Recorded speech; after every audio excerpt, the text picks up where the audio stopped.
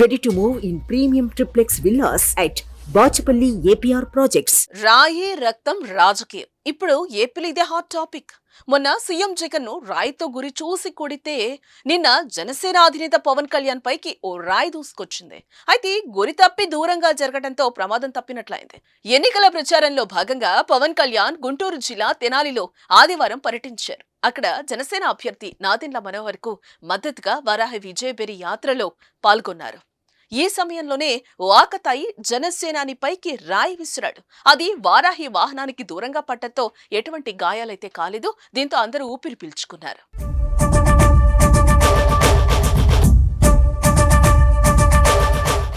రాయి విసిరిన వ్యక్తిని జన సైనికులు వెంటనే పట్టుకుని పోలీసులకు అప్పగించారు. ఎన్నికలకు ఇంకా సుమారు నెల రోజుల సమయం మాత్రమే ఉంది.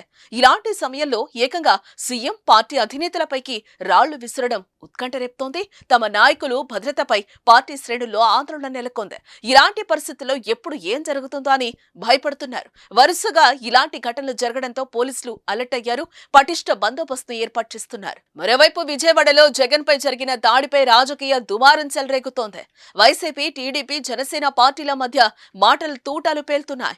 ఇది టీడీపీ నాయకులు చేసిన పని అని వైసీపీ ఆరోపిస్తుంటే సీఎం జగన్మోహన్ రెడ్డి కొత్త డ్రామాలకు తెరలేపాడని టీడీపీ ఎదురుదాడి చేస్తోంది. అలాగే ఇలాంటి డ్రామాలు ఆపాలి అంటూ పవన్ కళ్యాణ్ వ్యాఖ్యానించడం చర్చనీయాంశమైంది.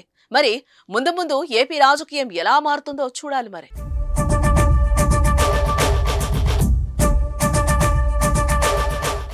సుమన్ టీవీలో మీ పర్సనల్ అండ్ బిజినెస్ ప్రమోషన్స్ కోసం కింది నెంబర్కి కాంటాక్ట్ చేయండి.